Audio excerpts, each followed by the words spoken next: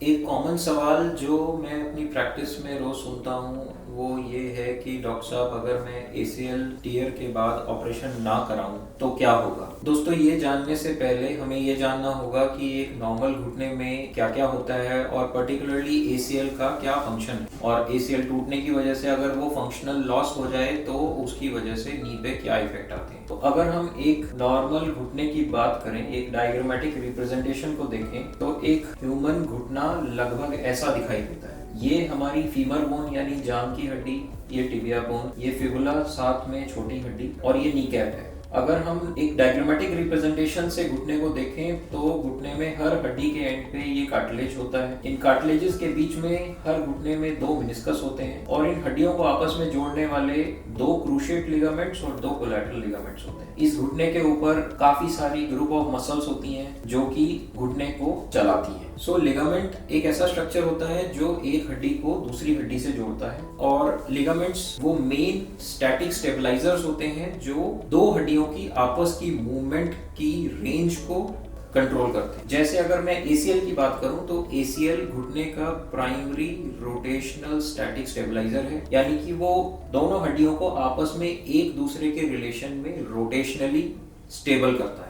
इसका एक और काम होता है एंट्रोपोस्टीरियर, यानी कि पैर वाली हड्डी को जांघ की हड्डी के रिलेशन में आगे पीछे ना जाने दें। तो एसीएल दरअसल ये दोनों काम करता है। एसीएल का फंक्शन बहुत इंपॉर्टेंट होता है क्योंकि जितनी बार हम घुटने को सीधा करते हैं, मुड़ी हुई पोजीशन से सीधा करने का काम इस क्वाड्रिसेप्स मसल का होता है। ये दरअसल बॉडी की one of the strongest muscles होती है, और जब ये मसल कॉन्ट्रैक्ट करती है तो वो हमारे पैर को सीधा करती है। इस प्रोसेस में अगर एसीएल नॉन फंक्शनल हो तो जैसे ही हम पैर सीधा करने की कोशिश करते हैं तो वो हड्डी आगे सरक जाती है। इस एंट्रोपोस्टीरियर इंस्टेबिलिटी के साथ साथ अगर हमारा फुट कहीं ग्राउंड पे है और हम घूमने की कोशिश करते हैं तो वो रोटेशनल स्टेबिलिटी भी एसीएल देता है, और अगर एसीएल टूटा हुआ है या नॉन फंक्शनल है तो रोटेशनली भी हमारा घुटना अनस्टेबल रहता है।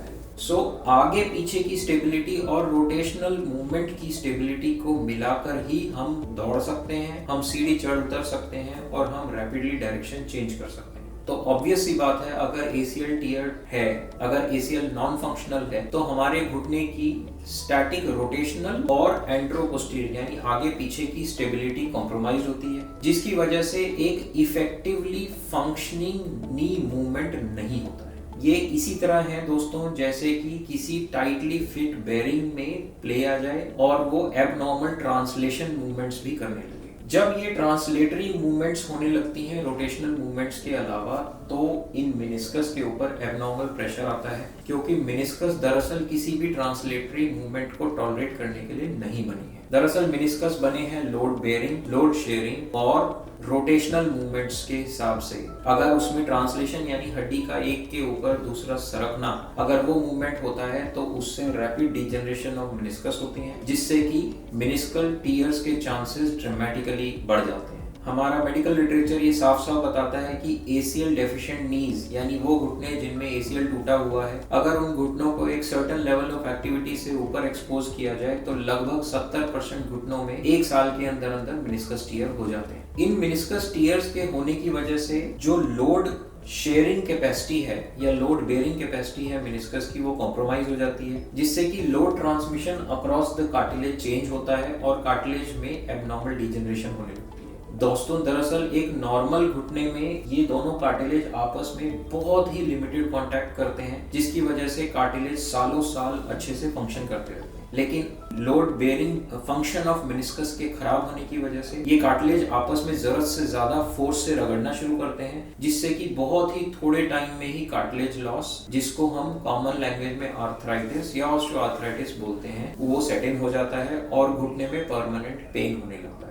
दोस्तों, दरअसल ये कार्टिलेज एक इंजीनियस क्रिएशन है, क्योंकि ये लिविंग भी है और लिविंग होने के बावजूद इसकी ब्रेकेज की कैपेसिटी, ब्रेकेज को टॉलरेट करने की कैपेसिटी बहुत ज्यादा होती है। लेकिन रिपीटेड रगड़ खाने की वजह से या रिपीटेड एबनॉर्मल वेट ट्रांसमिशन की वजह से ये कार्टिलेज अल्टीमेटली अपना वाटर प्रेशर खो देता है और ड्राई अप होके इसमें क्रैक्स बनते हैं, जिससे कि अंडरलाइंग बोन एक्सपोज होती है और उससे घुटना पेनफुल हो जाता है। दोस्तों एक बार ये कार्टिलेज लॉस हो गया तो इसको रिवर्स करने का हार्डली कोई तरीका अवेलेबल है, स्पेशली अगर फोकल डिफेक्ट की बजाय जनरलाइज्ड लॉस होता है। तो ऐसी कंडीशन में घुटना तेजी से डिटेरियोरेट करता है और बहुत ही जल्द कुछ ही सालों में नी रिप्लेसमेंट की भी जरूरत पड़ सकती है। दोस्तों इसके अलावा जो प्रॉब्लम्स आती हैं वो आती हैं आसपास की मांसपेशियों में और आसपास के लिगामेंट्स में। मेडिकल साइंस क्लियरली बताती है कि एबनॉर्मल रोटेशनल और इंटरपोस्टीरियर इंस्टेबिलिटी की वजह से घुटने में परसिस्टेंट स्वेलिंग, साइनोइटिस यानी कि घुटने की लाइनिंग में लगातार सूजन बनाए रहना, इनसे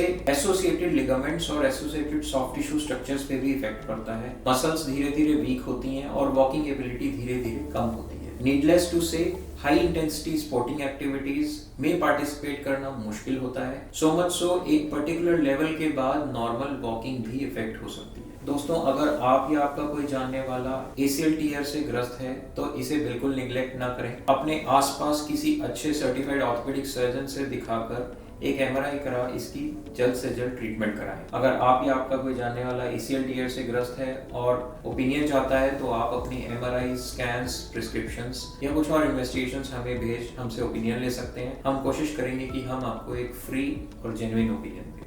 Bono Scare. Let's move.